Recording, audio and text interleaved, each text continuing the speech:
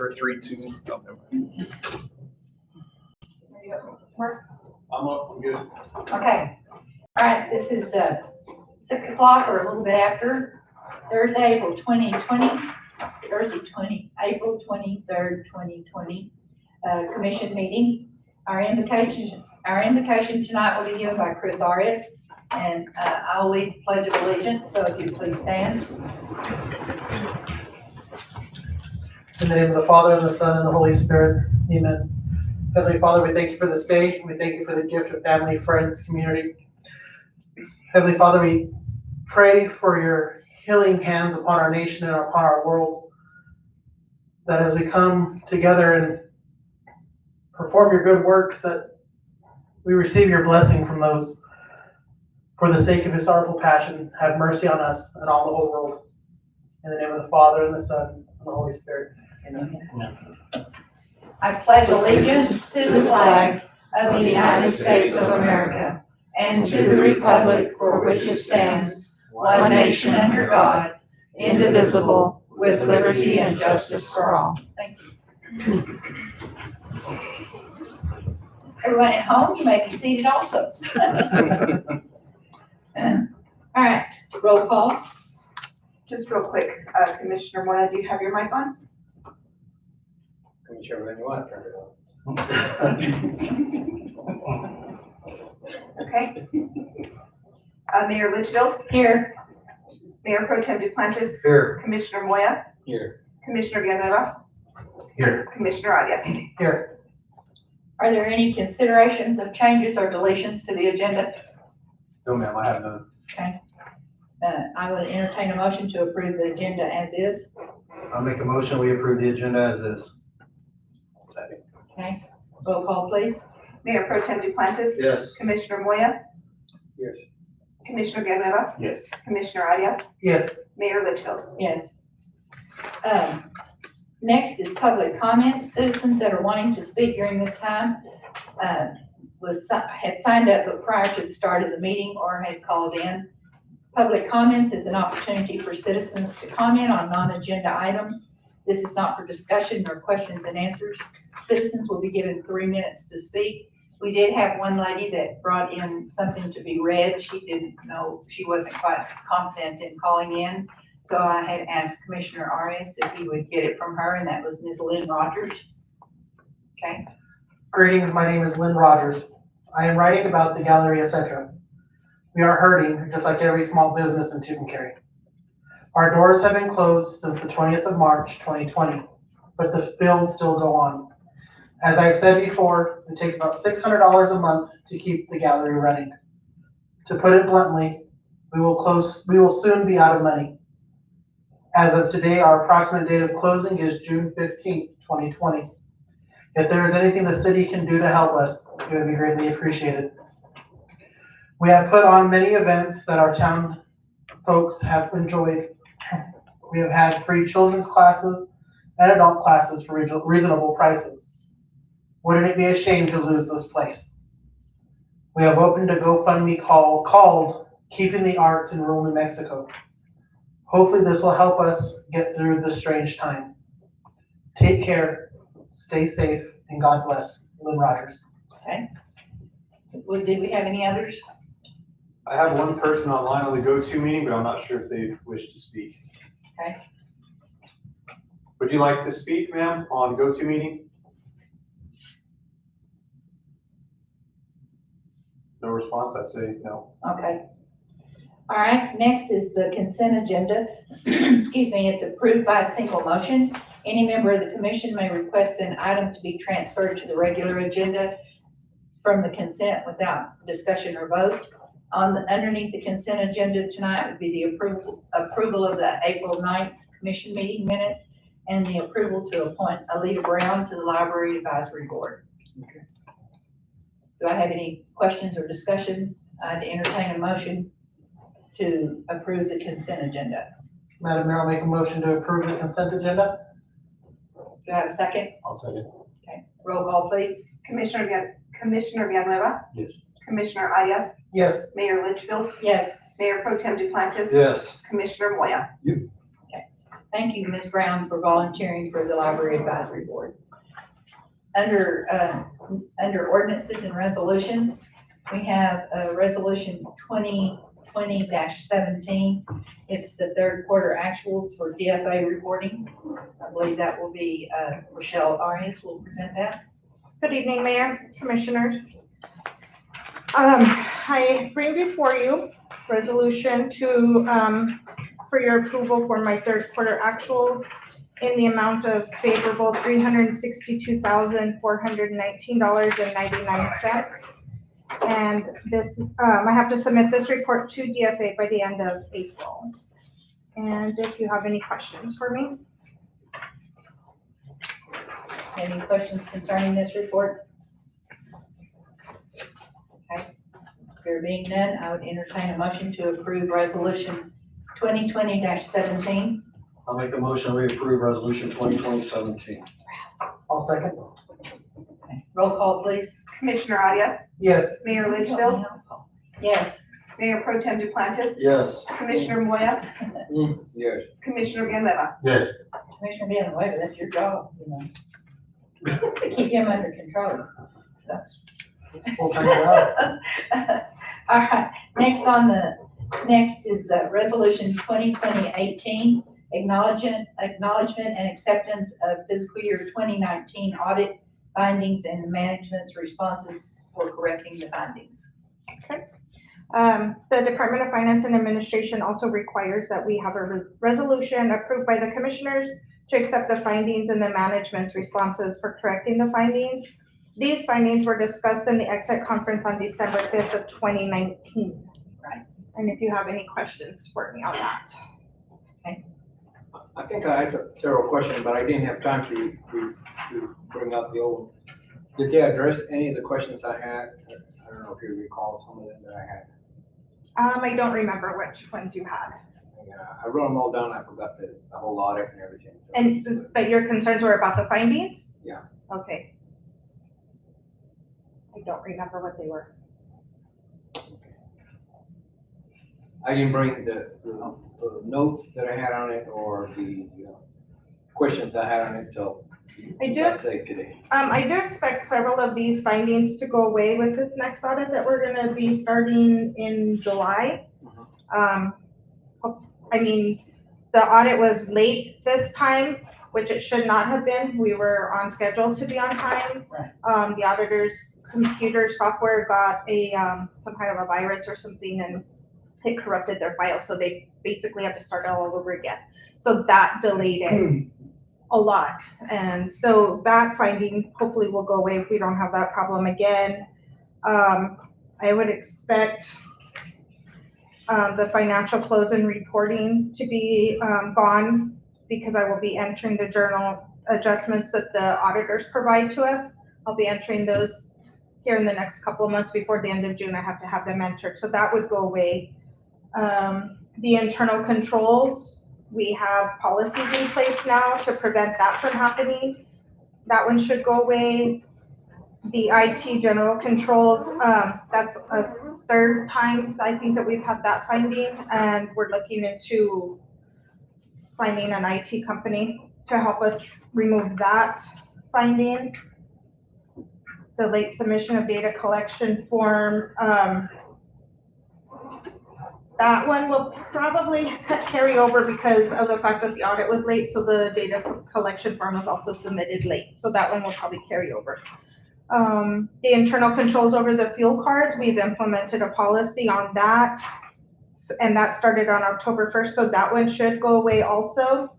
The internal controls over travel and per diem, we've been implementing and working on making sure that every travel and per diem has everybody's signature on it. And then, of course, the lodger's tax audit, as you all know, we're working on that, so that one should go away also. And then the retiree healthcare remittance forms, we've implemented a policy on that one and also moved payroll under finance so that we can monitor that one closer. So I expect a lot of these to go away. Now, whether we get new ones, Actually, I think they were pretty hard on the credit card, on the gas or something like that. yeah, And that it's was hard. one of my questions was, because they really hampered on that one. Yeah, the fuel card is a little bit hard. We did change it from being from per employee. Every employee had their own card. We changed it to vehicle. Lucille worked with Right Express to set up limits so that the cards are restricted by the gallons, or the fuel capacity on each vehicle. So the only issues that I've seen lately, or since we implemented it, was sometimes premium gas is purchased instead of regular. And that's a no-no from the state level, so they have to write a justification letter on that. But other than that, we've got separate fuel cards for the gas cans. So I think we pretty much have it to where, and the auditors did review that policy when we got ready to implement it. So they approved it, so we shouldn't have that finding again. Yeah, because they were pretty hard on that one. I remember some of the other ones I can't recall. Right. The fuel cards is a big one because it's a huge, it's a risk. So that's why they look at that one so closely. I think what they said it was too loose or something, again, I can't remember their advocates. Right. But like Rochelle was saying, we implemented that policy fairly quickly, and all employees have signed off on that policy, so I believe that's gonna be enough, and based on how we're tracking things now to alleviate that and keep that audit finding from reoccurring again. Any other questions? I'd entertain a motion to accept resolution 2020-18. I'll make a motion that we approve resolution 2020-18. Second. Okay, roll call please. Mayor Litchfield, Yes. Mayor Pro Tem Duplantis, Yes. Commissioner Moya, Yeah, Commissioner Villanueva, Yes. Commissioner Arias. Yes. Thank you. Next one is resolution 2020-19. This is a resolution requesting the governor to reopen all businesses in declaration the city of Tucumcari, New Mexico to be economic emergency. I don't know who is presenting this. I was going to, Mayor, Commissioner Clance, Mayor Pro Tem Duplantis. I'm gonna read through this and, if there's any questions or anything afterwards, I just wanna make a point that this resolution is not to take at any digs at, what the governor has done. Just want to make that point clear. On the resolution, it states that on March 11th, 2020, Governor Michelle Lujan Grisham proclaimed a public health emergency and invoked all powers under the All Hazard Emergency Act for a minimum of 30 days. And on April 1st, Governor Lujan Grisham extended the public health emergency through April 30th in 2020.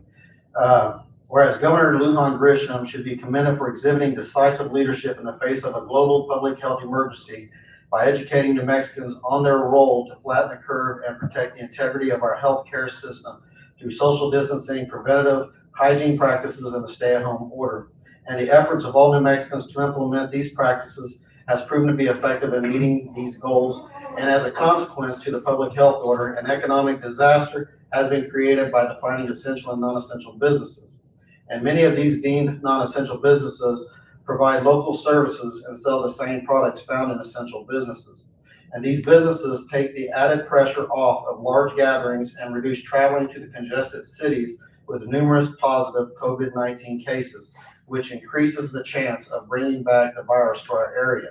And these businesses and specialized retailers are capable of enforcing social distancing standards in their facilities with great effectiveness. And these businesses and specialized retailers make up a large percentage of the county's employers, and these businesses employ, pay wages, and provide health care benefits to a large portion of the community's workforce.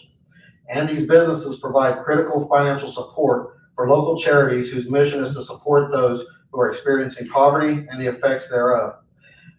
Now therefore be resolved that the governing body of the city of Tucumcari hereby supports and endorses the following. The city of Tucumcari is an economic emergency area as a result of COVID-19. The city of Tucumcari respectfully asks Governor Michelle Lujan Grisham to consider an immediate modification of public health orders to restore functioning parts of our local economy that do not endanger public health, proliferate innovation into our workforce and businesses, and support the municipalities that provide critical service to the public by reopening all businesses following the governor's guidelines and recommendations. The commission encourages the governor and her staff to work with local municipalities and elected officials to strategize further plans to safely reopen New Mexico businesses to their full extent as soon as possible. I think, I strongly believe in situations dictate, and in our community, actually, and in our county, we could all possibly agree that probably about 90% of our population is essential. I know some of the businesses, a lot of people look at as that they're non-essential, but they've also, closing them has caused more of a congestion and larger gathering areas to try to fulfill the needs that they were going to get in the first place. And some are having now to drive to a larger community that has a lot of COVID-19 cases, and the traveling there is not what concerns me. It's the chance of them bringing the virus back to here. We have a small community, and I heard somebody say if it hits here hard, it can devastate our community. I would just hate that we've been put in a position that we've got to go farther and into more dangerous areas to take care of the businesses we need. And like I said, this is asking the governor, the legislatures, I'd like to see if we can get it sent to them if it's approved tonight, asking them to at least take in some consideration. I know we're not the only rural community that's coming across this. And again, this resolution doesn't ask for any guidelines or recommendations to be lifted. It's just asking to take in consideration where we're at, and it's putting us in more danger having to leave our community to go and get some of these needs taken care of. And I understand your concern, but here's my concern.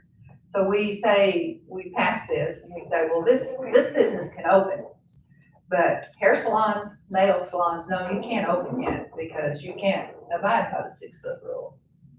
You know, But so they can.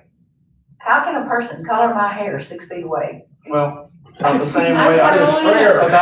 about the same way, you're not gonna be 6 feet away from me if I hand you food. Well, no, but surely I'll have, well, to me, I don't know.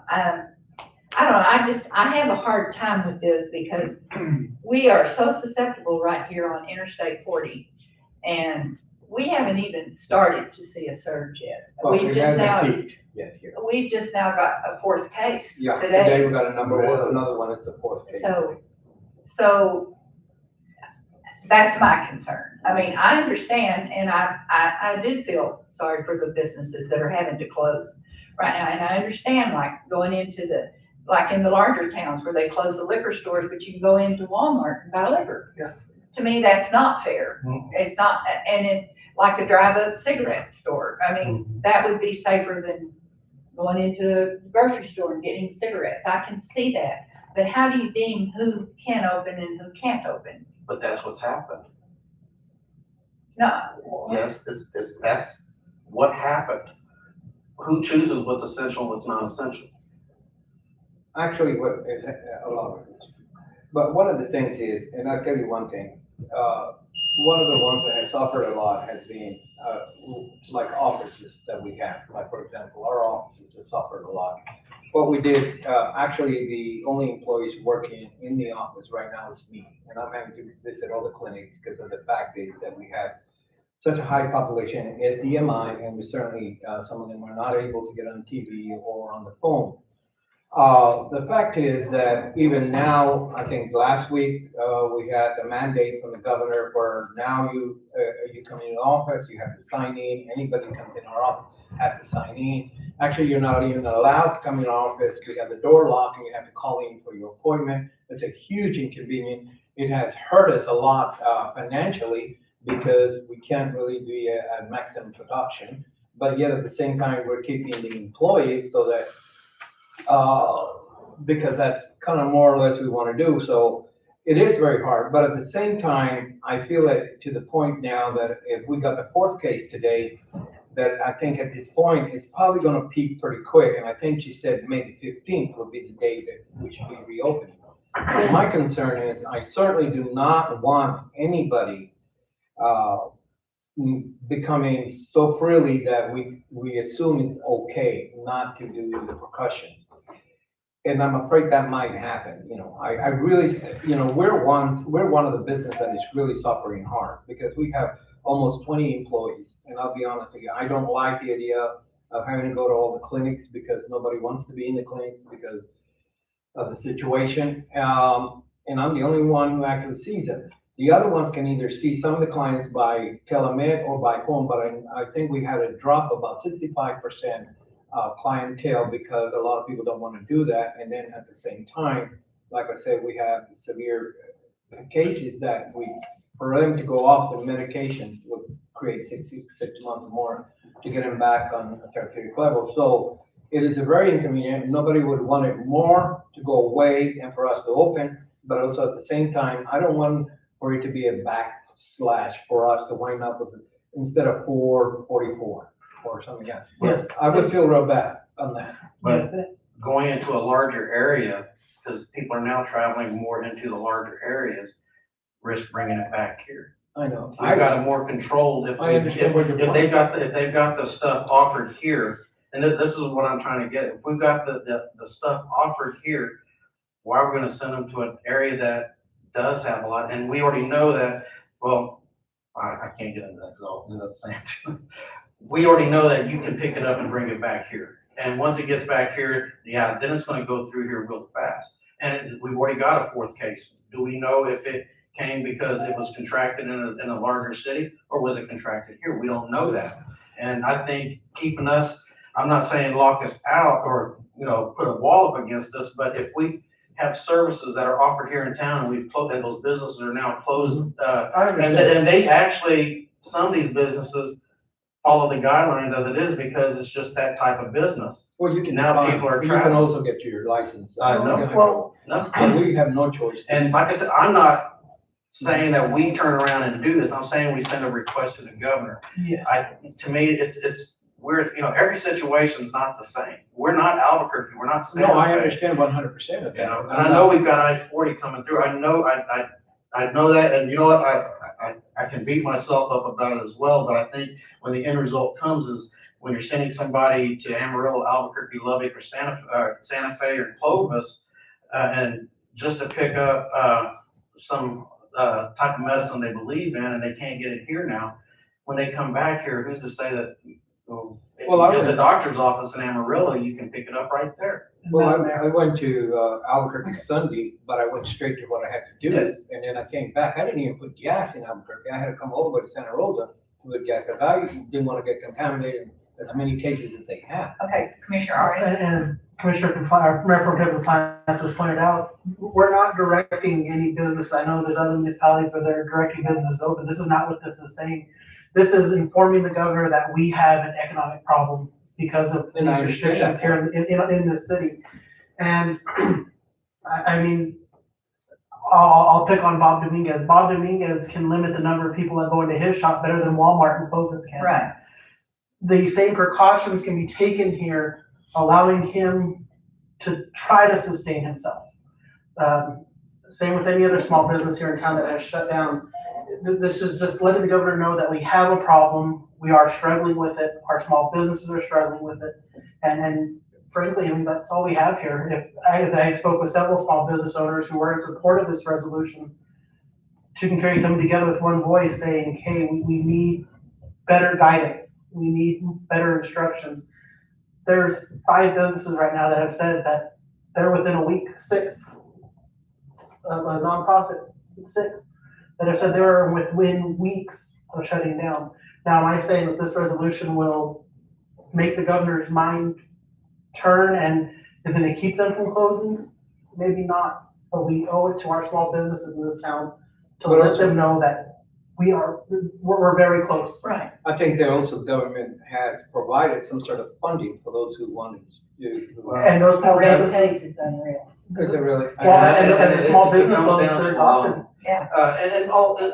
And just, it is an economic holler. We're It is an screaming. economic factor. All I'm asking is we send a resolution to the governor so she can acknowledge and maybe can take us into consideration, not just us, the other rural communities that are in the same situation as us. I'll be honest, I didn't care for the restriction and guidelines at first, but it's been proven to work. Yes. Closing the extra businesses now, I strongly feel has put some of us at risk now because it does cause more of a need to travel. We're gonna have people that's gonna travel, but there are those that depend on certain things and they buy them here in town, and we're giving them another reason to have to leave, or somebody in their family to leave and possibly bring it. It's like yourself, Commissioner Moy, you went down there, you made sure you didn't touch nothing, and you came all the way back. But sometimes people try to handle everything, well, I gotta go to Albuquerque, so we're gonna knock everything out all at one time and come back. I'm the same way. If I'm going to Amarillo, I go to Amarillo, I come right back. I go do my business and Well, go. usually I do a lot more, but because of the fact is, this thing, and they have so many. The other thing is that, we have canceled, I haven't traveled to any places that have high corona cases, because, I was real happy at the fact is that, Coy didn't have it, and all of a sudden Coy winded up, with 4 cases, and now I'm a little more cautious of things, Union County doesn't have one, and I'm very comfortable there. Debaca County doesn't have it, but just a psychological effect. So sometimes maybe if we just put up with it a little longer, I'm up to May 15, I'm okay with it, but after that, I don't feel comfortable because I know how it is, because we're suffering big time, Well, I see this as a flare. We're just setting her up a warning flare. Hey, we're having problems. We're struggling. If we don't let them know a situation, then if there's a means to help us, we can't get that means. Like I said, I'm not asking her to even move off I'm not asking to go above the 25%. That's tough enough as it is, functioning at 20. That's below our profit margin or our bottom line. And I could go into all kinds of, motels are not the same as a hotel. I was lucky enough that we were able to, some of these people that were staying as an extended stay in the hotels got a better clarification for the owners of those hotels or motels to be able to still go to their 25% without having those people move out. That saved several people from being homeless. Like I said, this right here, I'm not asking that we request the governor change anything other than we've got some businesses here that we don't have the luxuries of Albuquerque and Santa Fe and No, I Las Cruces understand and that part, Clovis. and your point's well taken, but what I'm saying is, at this point, I'm more concerned about, I'm a little more paranoid now that we have 4 than before. I was very relaxed, you know what I mean? And actually, but we're following the rules to the max right now because, we certainly Not all don't want stores are. to. That's what's worrying me. I don't want to see it peak and hurt anybody because, I understand, and sometimes a little bit to suffer, then if we wind it up, let's say instead of 444, then we have no choice, but now we got real problems. And first of all, we think about going out of town, everybody's gonna probably be, sent out of town for hospitalization. Can I make one point? Yes. 3 of those cases came up after these places were closed. Right. Yeah, they That's did. something to be really considering. 3 of the cases came up after these businesses were closed. After- And at least one of our numbers had, Only That one Wasn't was here, before. state, right, one was out of state too, so we may have 4, but how many do we really have? right. I mean, we're still. But the sitting point pretty low. is after they closed is when, the first one was before they closed, the others came after the Yeah. businesses were closed. The other thing I'd like to state, if I may real quick, just remember that these are positive cases in Quay County. It does not necessarily mean it's within the city limits of Tucumcari. No, it's quite county, and I understand that very clearly. It's just the idea is that I don't want it to, I don't wanna prolong any more problems, but, so why not just suffer the few days that she's asking us to do it? I mean, I'm not supporting Lujan Christian, I'm just thinking of the health of the people. Because Commissioner, there's several small businesses that have said that they're facing shutting down for good. Well, And I think, like I said, is it gonna change her mind? I'm doubtful it will. I think, again, like the resolution says, we commend her for her actions, but it's time that we start reevaluating, because face it, Tucumcari can't sustain losing 6 businesses here. Okay, how would you feel then if we really quadruple, whatever the huge amount, because we now allow social interaction without a problem? But Even though not everybody's doing the 6 foot. distance. But they're doing that in And businesses then, that are open and then anyway. now we're asking the governor to come and help us after what do you think is gonna happen? I'm not sure of your question, sir. the question is, we don't go along with what the state is saying, all of a sudden we. But we're not saying we don't wanna Yes. go along with what the state, That's all all we're we're saying. asking, nothing in here states that we want a But, reprieve on the yeah, recommend, all it's saying, we're asking the governor to recognize that we're now having to travel because some of these businesses that are deemed non-essential are actually essential for our region. And that's all we're doing, we're asking her to recognize that and maybe even take into consideration. I've looked at the other resolutions from some other, communities, and I disagreed with how they went from, we appreciate what you're doing now, but we don't like what you're doing, or what we appreciate what you started with, I don't want this to be a political thing. This is, if we don't let the people hired in our area know that, hey, sometimes the decisions you make, you've gotta know, we're a different animal. We can't go across the street and have 3, businesses that have the same thing. I do agree that, you can't be closing one down and then leave something else open to benefit, but I wanna use the cigarette shop. People they might have their kids in the car, now they're bringing their kids into one of the grocery stores or the convenience stores to get that 1 pack of cigarettes. That's raising the risk. And I agree with the mayor, we can't sit there and pick and choose, but if, we've got state police driving around right now, making sure that everybody's, minding their P's and Q's, if they're doing it at the beck and call of the governor, that's fine. So we might maintain that, but I think we're risking a whole lot more letting people travel into larger congested areas when we have what they need right here, but we can't be open. As long as they're maintaining the guidelines. If they're not, then we shut them, they get shut down. But I think we should give them that option to follow those guidelines. And we're just notifying her that we have a problem. Yes. If We're we not don't trying to notify change them, anything, exactly. we're just letting her know that we need help. Exactly. Okay. And that's, like I said, when I sat down with the city manager and started discussing this, that was the first thing I made clear is I don't want it to seem like we're attacking her. Actually, I feel like this resolution lets her know more so than anything that we're supporting what she's doing. We just, sometimes you gotta raise your hand up so the question can be asked. And that's all I'm asking is that we approve this tonight so we can ask the Have you question. approved any other communities that have asked? Nobody sent anything yet. We're the first. I'm assuming we're the first. I know some people have things on their agenda. I know Farmington's sending a request to her. I heard something about the Grants mayor. And they're making them, But they're making it, it. it's a political thing. I don't want this to be a political thing. I want this to be a Tucumcari, Quake County thing.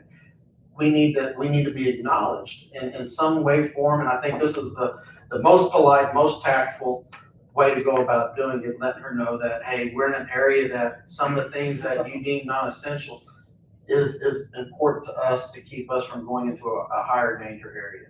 And that's all, like I said, that's all I'm asking. And we went through this numerous times because I wanted to make sure that nothing negative was in here to take any barbs or jabs or show anything in the way of a political comment. I took a lot of lengths to go about to ensure that, because I know we do depend on the state on certain things. The last thing I would want is to have cause a black eye because we got overzealous on things. And I don't want more cases of the virus. And like I said, you can look at both sides, and I do think that we're more in danger of people going and bringing it back than it just manifesting. I couldn't agree with you, Todd. It is hurting our businesses in Tucumcari. But our business will make sure people are 6 foot away and sanitizing all the time.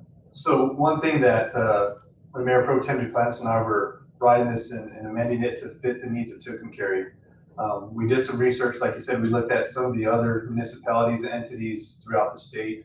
The first thing I thought that was important we discussed was being tactful. We didn't want to take any shots at anybody where other people took jabs. And in there specifically, I'm not here to sell things one way or another. I just want to kind of give you the facts, and what was written in the resolution is the fact that it does state there towards the end of the resolution that we would follow any guidelines or precautions that the governor would hand down to us if she were to approve something like this. And they would have to follow the current public health order in regards to make sure you wear your masks, make sure you're 6 feet in distance, make sure you follow all those precautions to help the spread of this disease. But at the same time, like I said, we're not demanding anything for the resolution. We're not stating, do this or else. No bullying. No bullying. It's just simply, we're having an economic crisis here in Tucumcari. Our small businesses are hurting. These are the facts. We're willing to seek your guidance.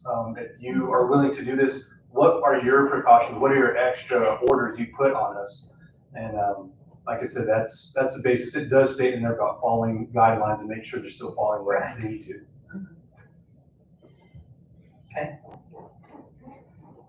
Anyone else? Oh, no. Okay. Madam Mayor, I'd like to make a motion that we approve resolution 2020-19. I'll second. Roll call, please. Mayor Pro Tem Duplantis, Yes.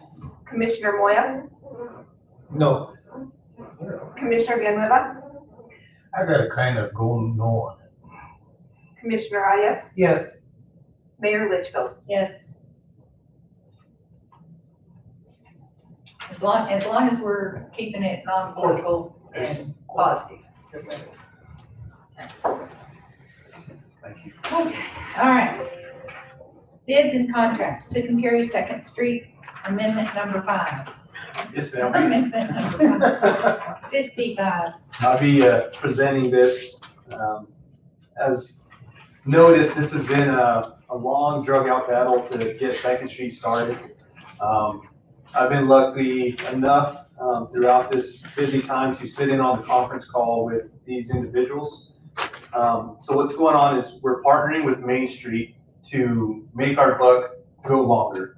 And by doing that, we're trying to move further towards the south with the same deco style that we have going on by the railroad depot in the form of the decorative red pavers, the street lights, looking at the possibility of maybe some trees. We're not sure yet. We're looking at capturing some of the rainwater to reuse that to water the trees if necessary. Trash receptacles, bike racks, different things associated with that. So when we had a grant previously with Main Street to design that Great Blocks idea, that was only for 3 certain blocks. It was 2 on Main Street and 1 on 2nd, and went from Main to Center. Well, since we received some additional funding from NMDOT as well as additional funds from the state and Main Street, we're wanting to pursue that and move further towards the south as we discussed between Center and Aber. So what this is doing is implementing those plans and taking what we had designed in this section and paying the engineers to do that work to move it a block towards the south to continue that theme. There's some more costs associated with rebundling the bid package, and it also has a line item in there for the engineer to take control of that bid process where it's distributing plans and whatnot for the whole bid process. So at this time, it is a $17,000 increase, $17,466. We do have the funds available through the grant funding. It looks good because we're expending these funds. My concern is if we sit on this too long with the current crisis, if it sits stagnant too long, the governor will start taking that money back, and we don't want that to happen. So this is the next step to finally get to that bid phase. This could be done quite quickly, and I ask for your approval on this so we could finally, hopefully start breaking ground and get some construction going. Have you had anybody bidding and stuff? Not yet, because this is to pack it all together with that new design, and then we'll go out for bid. So that's the next step. Is that increasing just we're just talking like lighting and Lighting, the decorative pavers, the sidewalk, it's all I call it the cosmetic, the pretty stuff. Because we've talked about the infrastructure with the utility lines underneath. So now this is the stuff that's gonna be more appealing to the eye that you can actually so visually that's see going, how far south are we going from Main? to Aber Street. So everything else, like I said. Close. If they got 2 more blocks. But I mean, we're trying, and this is the final thing that we're having to tweak with the plans. That way we could go out for bid. And once we go out for bid, I'm hoping we get a lot of bidders and it's competitive and we get this project knocked out. Okay, any other questions? I'd entertain a motion to accept this bid with Tucumcari 2nd Street Amendment number 5. I'll make a motion, we accept the bid for the Tucumcari 2nd Street Amendment 55. 505. I'll second it. Okay. Roll call, please. Commissioner Moya? Yep. Commissioner Villanueva? Yep. Commissioner Arias? Yes. Mayor Litchfield? Yes. Mayor Pro Tem Duplantis? Yes. Okay, next is the approval of the, under new business, is the approval of the fiscal year 21 fire fund. I believe Chief Hogan will be given that. Good evening, Mayor, Commissioners. I'm here tonight requesting your approval to accept the fire fund from the State Fire Marshal's Office for fiscal year 21. That is our sole funding for the fire department. It does come from this, so I'm asking for your approval on that tonight. Any questions? This is 65,000? No, sir, it's approximately $200,000. $194,253. That's the guaranteed amount. We typically receive closer to 300. And this come out of the fire fund? This is the fire fund that comes from the State Fire Marshal's Office. Is it based on our rating or not? It's based on our rating, but it's also based on how much revenue the state takes on insurance taxing. So that number, that's a minimum number that's guaranteed. I don't know their calculation otherwise to determine how much more they distribute. But the 3 previous years that I've been involved with, fiscal years, it's been closer to 300,000. And how's our fire hydrants coming? That's the water department's. So I have a good answer for that. That's something important since we talked about budget. That's something at the top of our list as a priority. We're not going to be able to knock all of them out in 1 year. They cost approximately $2,000 a piece minimum. That's not including if something goes wrong, or if we have to replace a valve, that's fire hydrant and internal operations only. But we did include. But those go towards our rating. They do. So to let you know, we're still I classified. need to go down on the rating. Our ISO rating's still a class 4, so we haven't gone down yet, and that kind of breaks down. And like Chief Hogan was saying, part of that funding comes to us through how many stations we have. We have 2 stations, and then our admin building, and then based on our ISO rating. So the one thing I want to clarify is, again, there's nobody at a greater risk due to a bagged hydrant. It looks bad, but our trucks are more than capable. We have water on our trucks. Most hydrants, if there's a black bag on it, there's one within 600 feet. That's why we keep thousands of feet of hose on our trucks.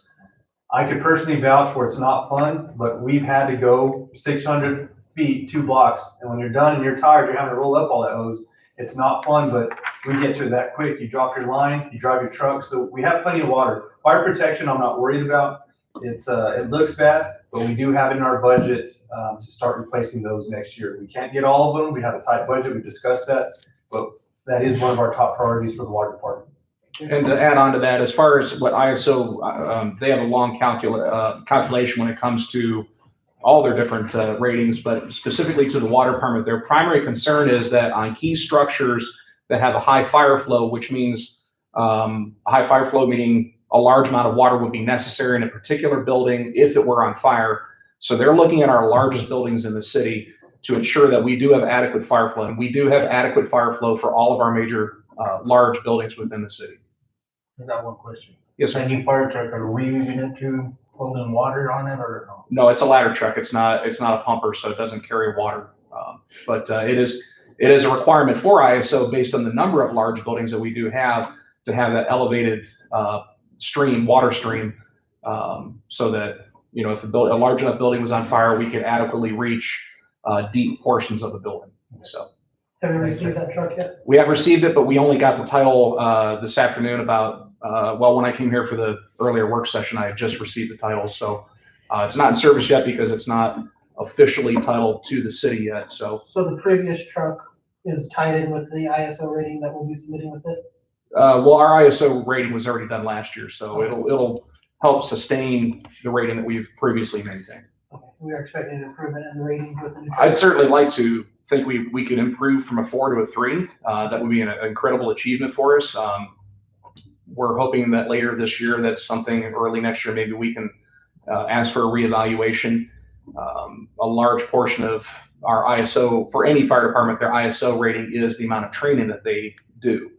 Right now, given the circumstances that we're under, we've had to suspend training due to gathering rules and whatnot. So things like training have been suspended. So So the improvements you made down at your new admin building also go towards improving? Yes, that is a huge improvement that we didn't previously get any points for. So it So, sounds like we have a lot of improvements heading our way. With the improved ISO rating, we would be looking at additional funding. yes, sir. Okay, anything else? Well, actually, if you do get all the training, all that, pretty easy, because actually we do have the required hydrants per, city, and all over the city, that was our ratings, brought up on. And that's what brought it to a 4 when we installed the fire hydrants, the new hydrants. So It did help contribute to some of it. it was a major thing, because I was on the commission when we did it, and that's when we had been, and still being at 4.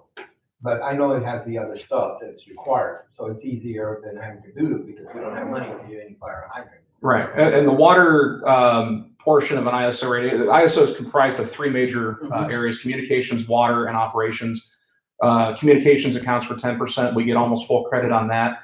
30% is, like I said, the water, and then the remaining is operations. So training is a major component of what we do. Yeah, accessible to water is one of the number ones, that's when we went high on it. And we were able to do a lot of CDBG grants, that was great. The other thing that attributed to that continuing in the future was the new water tanks we had. We had more volume, so I think we've always rated quite high on the water aspect of Yeah, it we have. because we have a good water system. We really do. That's why I worried about the fact that some of these hydrants are not working. Hopefully by the time we get our rating, it'll be working, because if not, we'll go down instead of up. And based on percentages, I believe honestly the water's not hurting us. What's hurting us is the training. We need recruitment. We need to retain more individuals. The response, that's the things that tie into it. And those weigh heavier actually than the water. So those are the areas that we plan on focusing on in the future. The response and training combined are more than the water supply points. So I would entertain a motion to approve, the fiscal year 21 fire fund. I'll make a motion that we approve FY 2021 on the fire fund. Do I have a second? I'll second it. Okay, roll call please. Commissioner Gamera, Yes. Commissioner Arias, Yes. Mayor Litchfield, Yes. Mayor Pro Tem Duplantis, Yes. Commissioner Mona. Thank Okay, you. next, on the agenda is recommendation from Lodgers Tax Advisory Board regarding funding from promotional. I believe Larry Smith is here to do that. Yes, ma'am. Good evening, Mayor, Commissioners, City of Tucumcari. Our Lodgers Tax Board met earlier this month, worked very hard under, imagine, very unusual circumstances, very challenging circumstances to come up with a budget for fiscal year 2021. We started out with a number that was that our interim city manager and finance director came up with, a very conservative number, as there's still a lot of uncertainty going into the next fiscal year that begins July 1st. We worked with about $70,000 less than what we worked with last year for a budget number. And that number is on the handout that you received, $61,500. As the board worked through this, we opted to focus on our events, which you can notice by the numbers. So just to explain the chart that you did receive, it gives the applicant itself the date of their event within that fiscal year, the amount that they requested, and then the amount that was awarded. And then the change, the last column is a change year to year from the current fiscal year that we're in to the upcoming fiscal year. We prioritized events that are coming up sooner, hoping that those will still happen. I know, as everyone knows, Rawhide Days and Mexico Music Showcase have already postponed for this year. They're still within the current fiscal year. So we're looking ahead to events beyond July. So most purposefully right now, Wheels on Fire and Fired Up coming up in September. Really wanting to finance those fully make sure that, because whatever does happen first, we're, as a board, aware that whichever event does come first is going to be very, very important to the community, for morale, for tourism. So we really want to support those events. The plan right now is to revisit our budget in September. Hopefully this will all have passed and tourism will pick up somewhat at least. And we will reassess events coming up after, well, next year. So the first half of next year, or really more specifically, the second quarter, or well, fourth quarter of the fiscal year. So that would be Rawhide Days and Music Showcase, as we noted. We were On those, what you said, they were postponed? Postpone. postponed, yes. And so, do you have a future date on them or anything? We don't. Have they been submitting some sort of voucher, I heard, to get paid? As far as reimbursements, yes. Right. Yes, And that's okay with you guys? yes. I mean, What would happen if those events don't occur? well, I mean, it's not our choice. I mean, the events that have already canceled for this fiscal year, you mean? Yeah, I mean, those were the choices of, well, it's by state order. I mean, those, because Rawhide Days was scheduled for, I guess, a week from this weekend. Yeah, But the whole deal is, since you're not having an event, you're awarded the money. yeah, so that money comes back into the Back. pool. Yeah. Yes. So that money that they would have received comes back into the pool. Some was already spent for Rawhide Days. They'd already taken out advertising, so that money's lost. We had to pay for those. Yeah, so whatever's not spent comes back into the fund. Is anyone still submitting reimbursements? For who? Is there anybody still currently submitting reimbursements? Um, As in, if they're, are they actively still advertising? well, the ads had already been placed, so they will run the ones for Rawhide Days, yes. Yeah. But, okay, so I guess Rockin' on the Route is later on in the year, so is. Well, even that, the upcoming one, if it happens, and he's still hoping to, would be still this fiscal year, this current fiscal year. So we're talking about for Rockin' Route 66, we're talking about June of next year.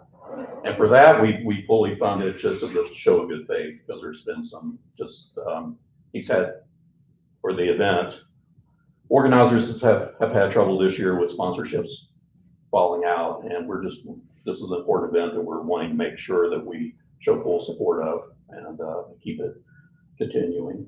Is there a reason why you didn't award money to the Chamber of Commerce? Yes, so that would be the other question. So again, our budget was slashed significantly.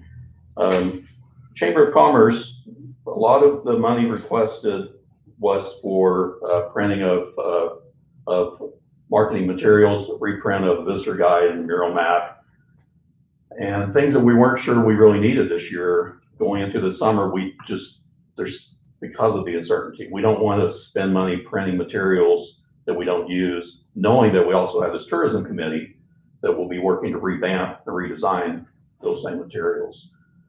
So we're trying very hard to be conservative in what we're spending, and we decided that events were more important right now, keeping those alive. And we can revisit, right now the chamber has significant funds left over for this fiscal year that haven't been spent yet. So we're advising that those be spread out in the upcoming months. So after I visited with Ms. Runyon, she has said that those funds are committed, they're just not spent yet. Yes, exactly. So for she this is, fiscal she year. is planning on getting those spent. And it's my understanding that with the committee, at this point, we're just doing branding. So we're not Yes. looking at updating those materials yet. No. And, I mean, the Chamber of Commerce does operate more as a tourist center than it does anything else. So in the current materials that she has, they're severely outdated. Or what? The rat cards, the Yeah. mural maps. We've added several new murals in the city alone, so she's looking at getting those updated.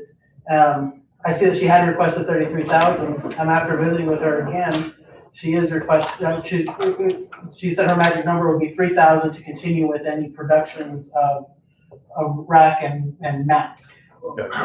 She has that money now for the current fiscal year. So what we're looking at is July 1st forward, what is really needed between that time and when the committee has finalized the new updated branding and when those materials. Because at this time, I mean, she's the only active marketing we have other than individual businesses. But we do have materials in place. The visitor guide was updated last year.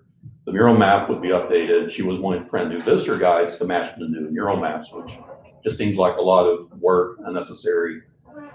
I mean, the bottom line is we just don't know how much money we'll have, and we're going to spend what we do have wisely.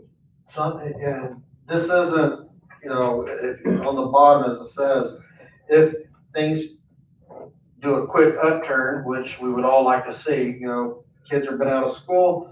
Once we're able to go 100%, you know, it'd be nice to see that people utilize that time to travel. If that was to happen, the Lodgers Tax Board has already agreed to meet at the beginning of September, and possibly either, you know, if it doesn't go up, some of these funds may have to decrease, or if they come out fine, they may be able to increase. They were just kind of concerned about, at the time, and I believe the Lodgers Tax Board met, I think we had just got ordered to go to 50% capacity in our hotels. Yes. And We're now at 25. since then, it's been down to 25. So, trying to calculate how things, and at that time also, it was saying possibly the 12th of April, but then it was, so they didn't want to commit a whole lot of stuff and then turn around and take all that stuff back. It'd be easier to be conservative, and then come September, we sit down, they're gonna sit down, they're gonna sit down and revisit it after they see what happened up to the end of the year. Well, and I get that, but I see there's several people who are increased from last year, so being conservative, I think that's a little bit, I don't agree with that term. I think we increased where we increased where we wanted to, and I think our chamber would need something to continue in her promotional. Well, the other thought that came up was that chamber could be financed through the executive side for the current time being. If more additional funds are needed, the chamber still retains quite a large amount of funds for this current fiscal year, money that could be spent to do the things that they're wanting to do. You're saying the chamber has a good, healthy budget? Yes. Okay. In our opinion, yes. What was that amount? Remember? I do not, Rochelle, I don't have that number on me, but it was, she still had a significant, well, actually. She was not even at 50% spent. Yeah. Well, As of March. So one thing that I noted that I've talked to Larry about both at the Lodgers Tax meeting and then also on the side is my recommendation to the city as the city manager would be to whatever's decided to approve tonight is conditionally approved and wait till after July. And I actually recommended September because that gives us time to see what kind of Lodgers tax that we have coming in into our funds. That way we know we don't want to over obligate and commit to this tonight, and then it's lower, and then now we're stuck, we're painted in a corner. And then at the same time, if it came in higher than we expected, at that point we can reevaluate, and those that got shortchanged would be able to get more what they asked for. you're looking at reassessing in September. Correct. Right. And Because there are no events in the next fiscal year until September. That's the first time. And by that time, we should have all of our numbers in and our budget updated where we can know exactly what we can move around. I did recommend that we do not tap into executive funds for the chamber. I'd rather have that out of promotional. And the reason behind that, there are some plans on stuff to try to improve things out at the convention center. So I'd like to keep those funds earmarked for what they need to be. That's up to the discretion of the commission. Okay. And the only event that is actually over what was requested is shootout at 6-shooter sighting, the disc golf event that the first year asking, we just rounded it up to another $50. He asked for $950. We gave him $1,000 because it's an event that has been self-sufficient for the first three events, and now they're asking for help, and it's something we can see some growth in. We want to support the Palmont Park as well. A lot of work has went into it, so that's why we upped it a little bit. Well, I know the traffic is extremely down on I-40 because I travel it a lot, and also 54 is really down, so I don't know how the lodger's tax is gonna be this year. Yeah, and we're optimistic, but you know, it's anyone's guess at this point. We're getting a lot of support, a lot of feedback from folks and guests on the Route 66 crowd. So we're hopeful, but we're being very cautious at this point. So if we could do a conditional approval. That'd be my recommendation, just because Okay. it's so uncertain. We estimated this very conservatively, but that was like, Mayor Pro Tem Duplantis was saying, we're at 50% and it went down to 25% capacity. So it could be honestly a lot less than that for all we know. We really do not know. Right. Okay, Well, Mayor, I would like to make a motion that we approve the recommendations of the Lodgers Tax Board, with one small So amendment. just a second, Commissioner Arias, before you continue, just for minute purposes, if there's any way we could approve those individually, not a motion and a second individually, but that they're just listed with the amount, so I could have them in the minutes. Okay. Okay. I'll make a motion that we approve Fired Up with $10,000. New Mexican Music Showcase with $8,000. Bradley Reunion with $4,000. Rawhide Days, $9,300. Rocking Route 66, $23,500.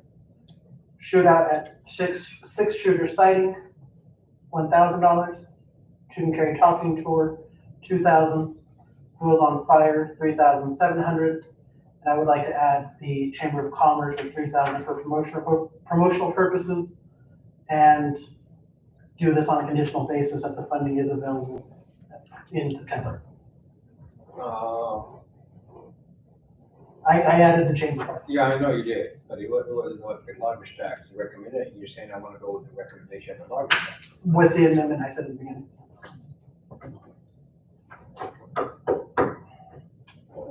does that sound, Yes, that's fine. We do fully support the chamber. It's not anything against the chamber. We know that there are funds still available for this current fiscal year that should be able to satisfy the needs that at least until September. And some people are saying you would like to see the chamber utilize what they have before they ask for more. Yes. And But that's I've spoken with her, has those funds committed, and they're committed to current projects for this year. The bill hasn't come in. all right, so we have a motion on the floor. Do I have a second? I'll second. Roll call, please. Commissioner Arias, Yes. Mayor Litchfield, Yes. Mayor Pro Tem Duplantis,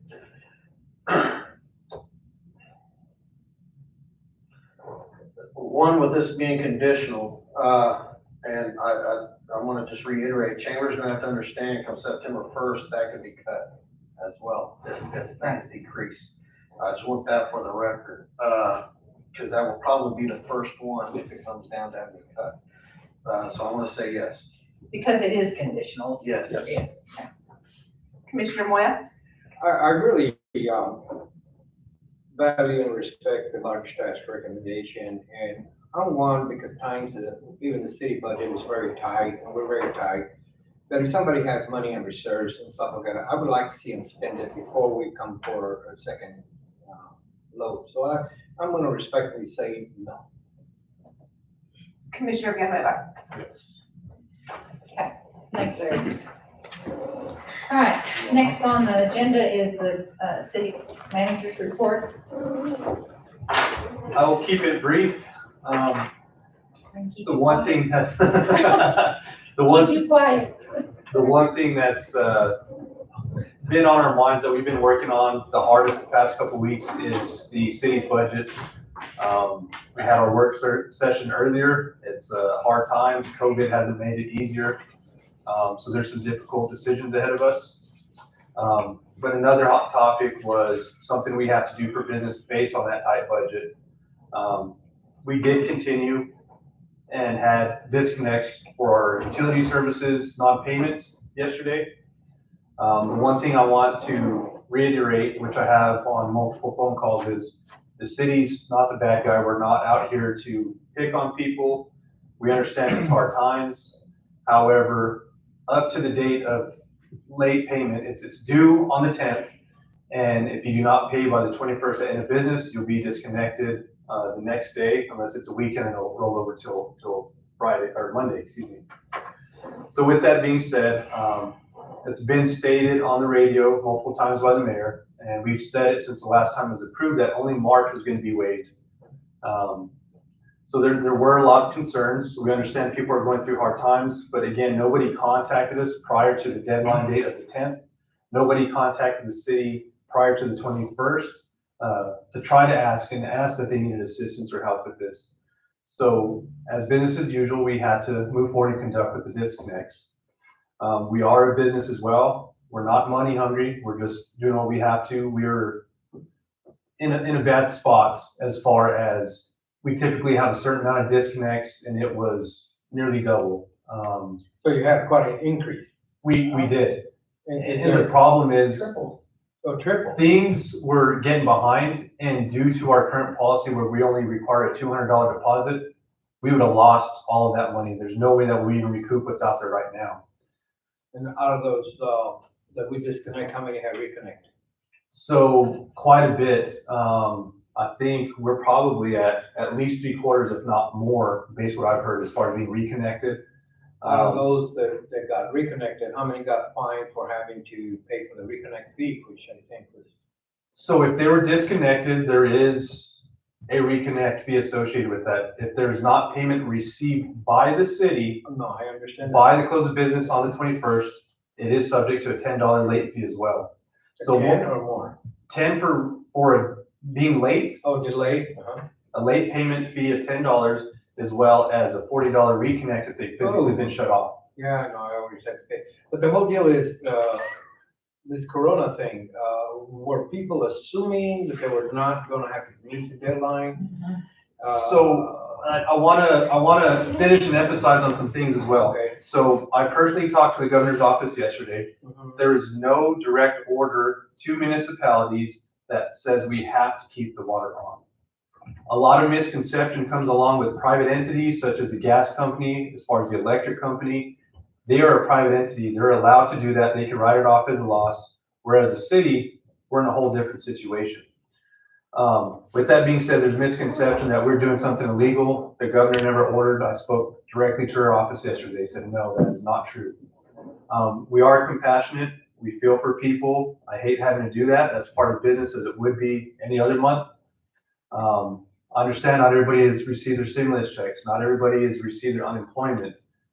But if we continue to let this happen for another month, now we dig ourselves in a deeper hole. Well, I understand that part, but was there any way we could have waived the fee for reconnection and, like $10 as a one-time thing because of and I understand that our bonds and everything are based on the revenue we bring in, but, and that revenue, we do not estimate the reconnect fee or the late fee. And I know that, like I said, a good example is my office. Nobody's working, but they're getting paid, of course, but it's different.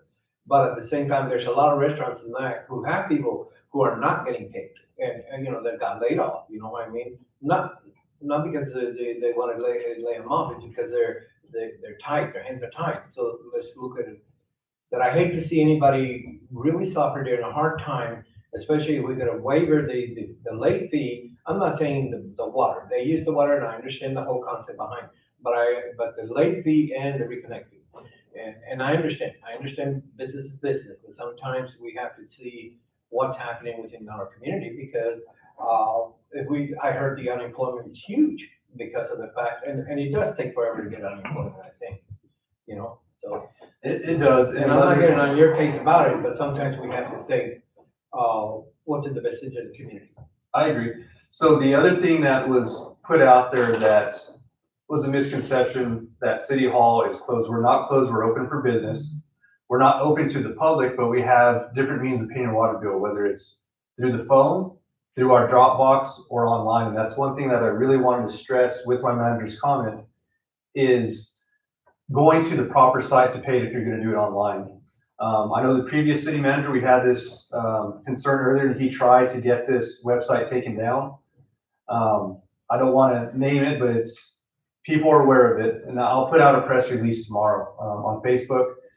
But it is a third-party company We have no ties. We do not endorse it. They charge a fee to utilize their site. Numerous people, citizens did utilize this. And there is a misconception. Since it's third party, people assume that once they pay it and they receive their confirmation, that it's going to send the payment straight to the city. We've had this issue numerous times with banks when you have bill pay. We are not responsible for what the banks do, what the third parties do. So I emphasize to the citizens, use the official municipal online payments website, which is linked directly to our City of Tucumcari page. It's municipalonlinepayments.com/TucumcariNM. The way to know it's an official website, partly tied with the city, is it has our Tucumcari Mountain image on there, and it also has our official city seal on there. That's tied directly to our Tyler billing software. As soon as it processes, it hits within 2 minutes. The concern we had, some people were turned off because they said, well, we paid it. However, they use a third party, and the third party still has not paid the city. So that's a misconception. I want to make it clear to the citizens that if you are going to pay online, please do it through our official website. And if not, we take payments through the phone, we take payments through the Dropbox. And that's as much as I can stress. Please utilize that. If you're concerned, you think you may be at the wrong website, you can contact our staff. This other third-party website that comes up when you use a search engine, it has no picture, no image. It has some of our contact information, which looks official, but there's no official city seal. It is very generic, and it looks honestly quite sketchy. And we attempted to get this taken down, and we're unsuccessful. So after talking to the governor's office, I'm going to see if they can help us in any way with this, reach out to who we can. But I'm pretty certain we can't block third parties. We can only encourage our citizens not to utilize that third party, and we do not. Did they ever pay the bills? They did pay their bills. Not the third party, but a lot of them chose to cancel payment and then pay either by cash or card. And also, one way we're able to waive that $40 fee is sign them up for the auto draft through ACH. If they're willing to do that, we'll waive it. And that's your best bet. You know, it's taken out every month at a certain time period, and that ensures that you will not be turned off as long as the funds are there, of course. Yeah, of course, but yeah, I just thought, since this was very unusual for so much turned off, that we should have considered it waiving the reconnect fee and the late fee, because actually, I think a lot of people may have assumed that, especially because of the fact is that a lot of people did get laid off, and a lot of people are not working. The sad situation, it's the list, it's a recurring list that's pretty much the same people every month. It's repetitive. You see the same names on the list. And my thing, this would happen on any typical month. By the end of close on business day, I think we were not quite even double what the normal cutoffs would be. Earlier in the week, it was bad. I mean, we're near 200. We ended up somewhere in the ballpark of 100 when we typically have about 60. Don't we give them a courtesy call when we notice that? We do, and those actually went out. And I'm embarrassed to say I was one of them. As a matter of fact, I didn't get cut off. I paid before the 21st. But if you do not pay by the 10th, and the other important thing with those courtesy calls, those are all robotic, they're automated, and we need to have the citizen's number on file. If they do not provide one with their application, they will not get the call. So that's something maybe they could try to update the information. Does it work? Yes, it does work. Like I said, I vouch for it. I received the call. I've received I paid mine. No, because I didn't know I got turned off on, on Third Street on 413 or something like that. And until one day I went in there because it's an empty home, and I went in there and there was no water. So I called the city and they said, well, you've been turned off. And I never heard about it. And they have my number recorded. If your number's on file It is on file because I fill in. within the billing software, that's where it pulls the information. Well, I don't know, but I didn't get one. I just do the automatic. Mine's are all automatic, but this one happens to be. There's a few problems that, some people don't know how to do it, Yeah. And, I just wanted to ask you a question can you still do it like the old days? Where they can go knock on the door or leave them a note or something, you know what I mean? It's hard. I can tell you right now with the water department, they're short 2 people. And based on today's talk with budget, those vacancies more than likely will not get filled. Therefore, they're down to a tight crew. So it's really hard to take them away from, say, a leak or something else going on, to knock on a door to get notification. Can I? One of the complaints that came up, and it kind of goes in keeping with Commissioner Villanueva. When they go to turn it off, it's probably because that was the thing, they didn't come knock on my door when they were turning it off. So I can tell you that There, based on our there. policy, the reason we do not do that, it holds our Yeah. water department up. They're the ones that get yelled at. It holds them up from continuing what they need to do. And they physically don't turn it off, or they claim they do, and the customer comes and says, well, they didn't turn it off, so I don't get a reconnect fee. So if it was physically never shut off, we can't charge them that reconnect fee. But I got another thing, you know, like a woman was telling me the other day, she was taking a shower. Oh, gosh. She didn't get a chance to rinse the soap, you know what I mean? Kind of her eyes. And like I said, I feel for those people. My biggest thing I could relay to the citizens are, when you come in to turn on services, you sign a contract, you know the bill's due every 10th of the month, and you know it'll be cut off if there's not payment by the 21st. That's something you should know. It's like clockwork, it's gonna happen. No, I understand that part, and I'm not arguing that part, I'm just arguing this time because they should have thrown a red flag on. And I think if they'll call and visit with Mark or Rochelle one and tell them the circumstances, you know, they're gonna work with them on the reconnect fee. So I know that. So Yeah, but I hate to pay 40, 50 bucks a month. that's what I mean, that they'll work with them. You still gotta pay it. And the sad thing is, there's months and months, there's people that pay it once it's cut off and pay the extra 50. I mean, I know it's probably hard for them to pay that. If they just do it a few days earlier, they could save 50 bucks. I understand that. Anything else? No, man, that's all I have. Okay. Thank you. I know it's been a tough week, so Yeah, it's been you a guys have long week. worked hard. Next is items from Commissioner Irish. We'll start with you. Thank you, Mayor. I want to thank my colleagues tonight for the passage of the resolution. I think it's a good symbol to the governor that we do need help, and it's also supporting our local business. I just want to remind everyone, please keep up with the guidelines, stay 6 feet.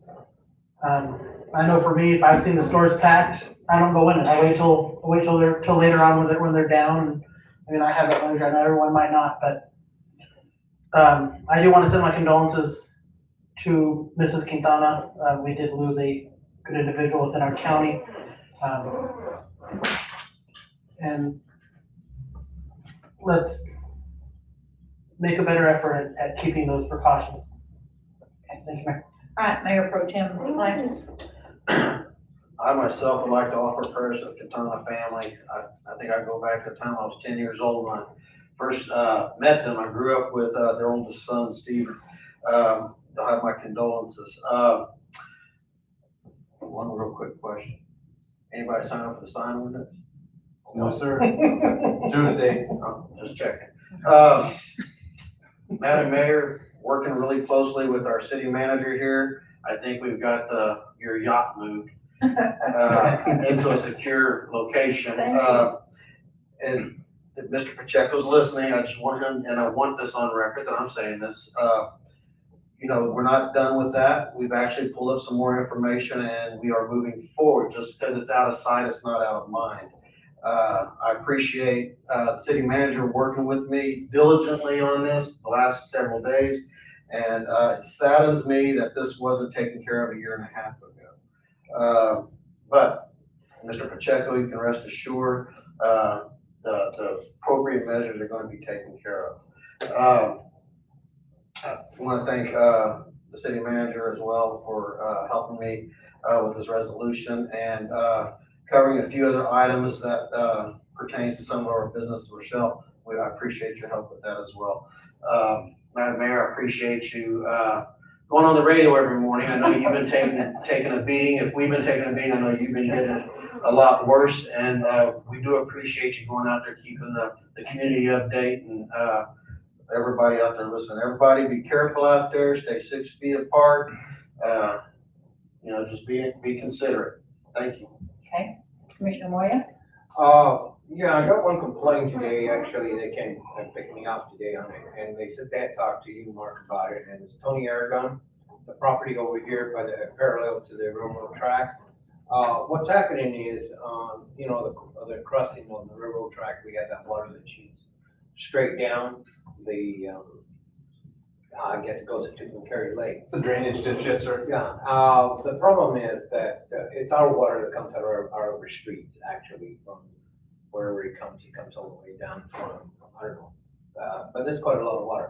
What's happening on this, it is eating up, it is eroding the land, and it's hitting it directly, because like everything else, trees and other things have actually grown in there, so actually has diverted the water directly into the embankment of Mr. Aragon's property. What's happening, it has taken quite a lot of the land off of the person's real estate. What the deal is that I know that it's always the toss up between the railroad property, whose property, whatever property is. But the problem is that the city is utilizing that water drainage. And so we need to take responsibility for the fact is that we can go and allow our water that comes out of the street and destroy somebody else's property and then say it's not our problem. It is our problem. So I need to see if the commission can work with the city manager in conjunction to see what we're gonna do to improve that water does not continue to erode that person's property. It's his property, you know, and I hate to see, I wouldn't want to do my property. It has taken quite a chunk of real estate. What we might need to do is either clean the beach where it would go through the right channel like it's supposed to directly and take the trees out of the way. The whole thing needs to be probably worked with. Madam Mayor, Yes. if I may, it's been stated and we relayed that that is not city property. That is, although some of that drainage may come from city streets, the majority of that was placed due to NMDOT when they did the overpass. And it actually collects a lot of the stuff off the boulevard as well, First Street and 54, which are all state highways.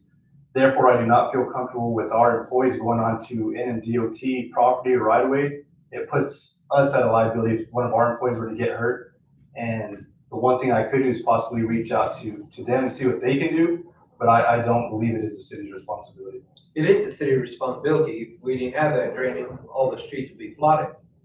And we have to understand the fact is that we cannot go destroy other people's property just to have it, to keep our residents from getting mad at us because of the water being flooded in their street.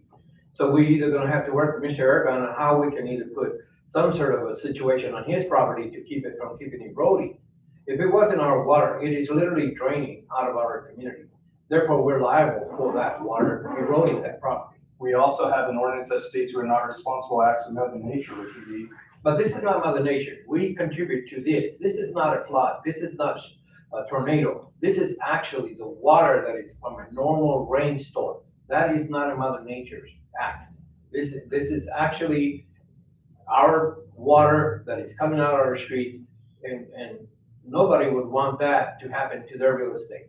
And what I'm saying is, if we can work with Mr. Aragon, get maybe fill his part of the erosion with some concrete or some whatever, not necessarily concrete, but rocks or whatever to keep it from eroding more, or do whatever we could. Maybe you can work with the DOT and them to see what they're gonna do about the draining, the channeling of water, then that's okay. But let's see what we can do to help Mr. Aragon. It's not fair for us if the water is coming out of the street directly and destroying your property. Nobody would stand for it.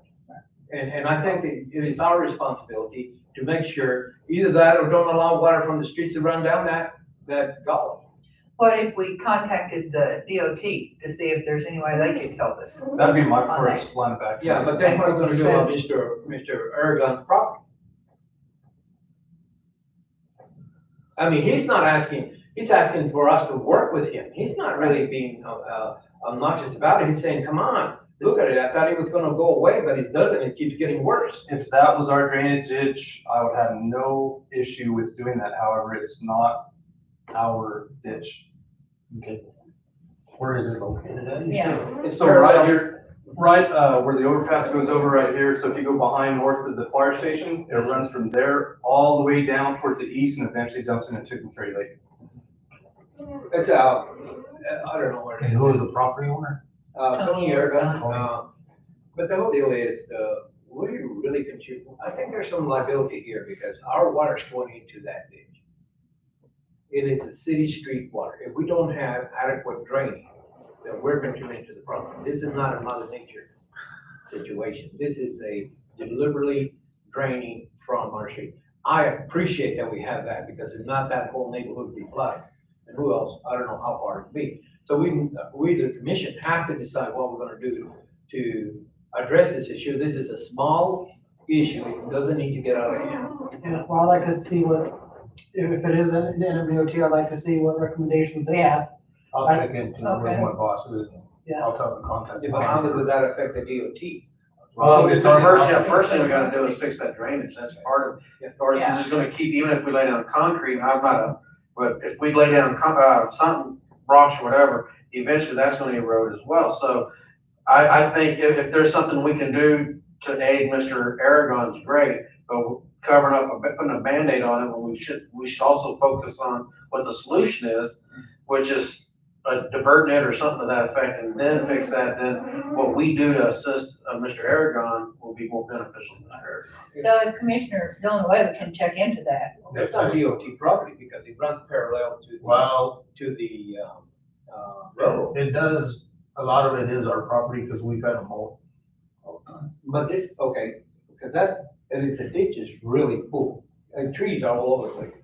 And actually, that's why it has diverted the channel towards Mr. Yeah, I ran into a situation like that in your side of town. Somebody lives over there was having a problem with the water going to the road, and it was a ditch. It was in the city, but I had no problem. I just ran my Jeep through it, moved some of the stuff, but. Yeah. Well, if, Mr. Aragon calls you again, or I can do that. I'd like to reach out to the District 4 engineer or work the process. I don't want to jump in anybody's head and try to come to a resolution, see if I could talk them and try to assist him by starting that conversation. But again, I think the liability stands on DOT if it's theirs, whether they have to put some kind of barricade there, whether they have to remove some of the trees and the growth in there. That's fine. If it was city property, I'd be on it in a heartbeat, but I've relayed that to Mr. Aragon in the past. If it's not city property, there's too much But it is liability. city water that is going in there, it is coming out of our street. We do not have adequate draining. If we had draining that would not have to utilize that channel, then it would not be our problem.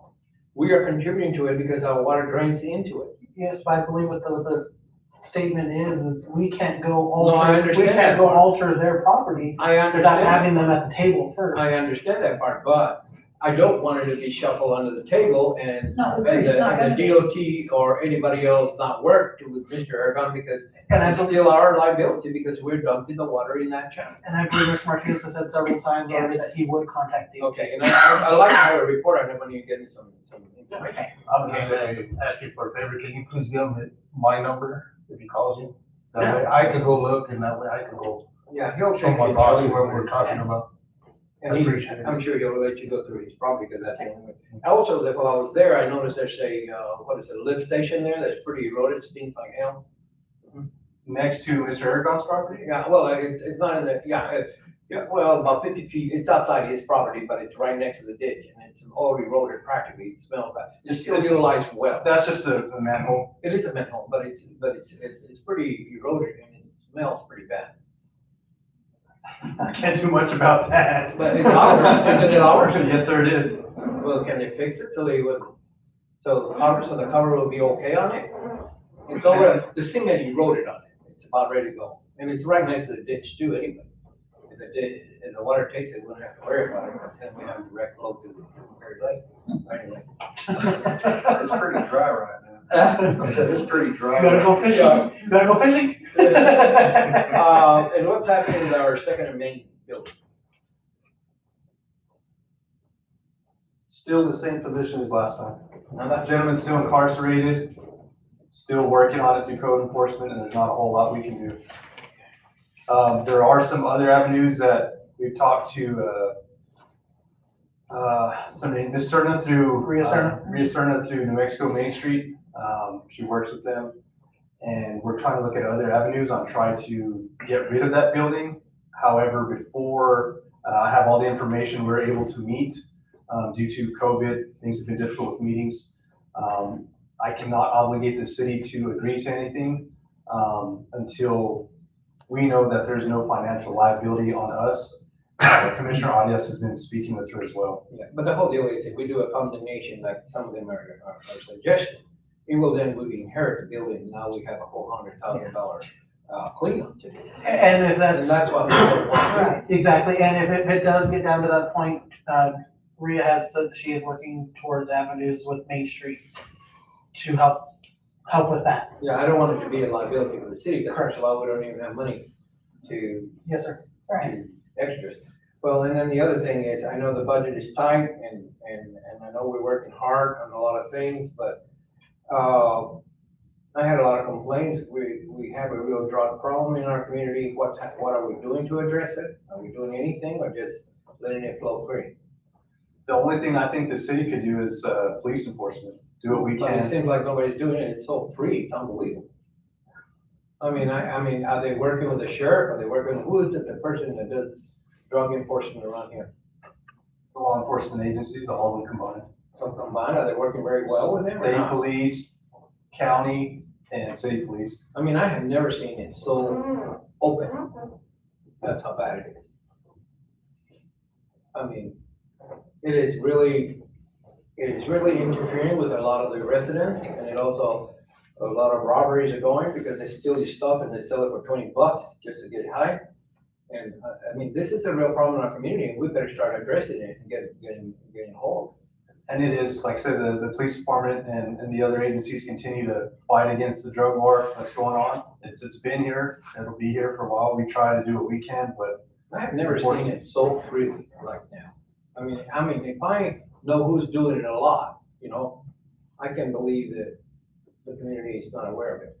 I'm pretty much, I'm not one that's out in the community a lot. I stay within my area, you know. you can always reach out to the police department, report them, write an official statement. I mean, there's a. But you there's a know, few the ways to sad do it. thing about it, this commission can help straighten out the place, which is great. All those people are happy with it. But yet we can address a small item like our own freelancing as a drug dealer in this town. It's not always what you know, it's what you can prove. That's the hard Don't be part. surprised how easy it is to prove because of the way they steal it. Okay. Okay, now, hey, we're not through yet. Oh, hey. All right, no, you're not. No, we still got Commissioner Villanueva and me, so you Okay. show us respect. Here. No, you put it on. Okay, Commissioner Villanueva, I just we wanna are so thank you. glad to see you back. Well, thank you. I should thank everybody for their prayers for me and stuff.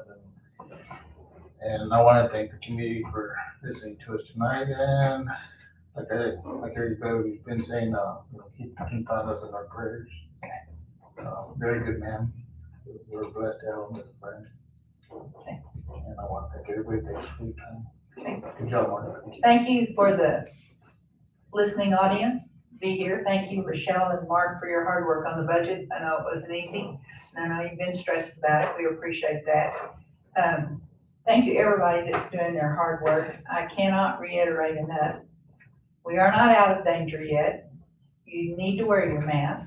You need to wear some gloves, which I don't have them on tonight, but I do have my mask with me. You need to social distance, and this business of turning your kids loose in the store and letting them run crazy and touch everything.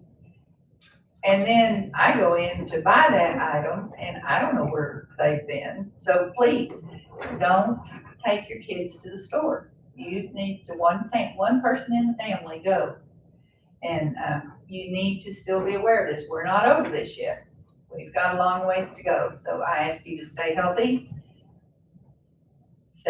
Keep your hands clean. You know the drill nowadays. So anyway, everybody just stay healthy.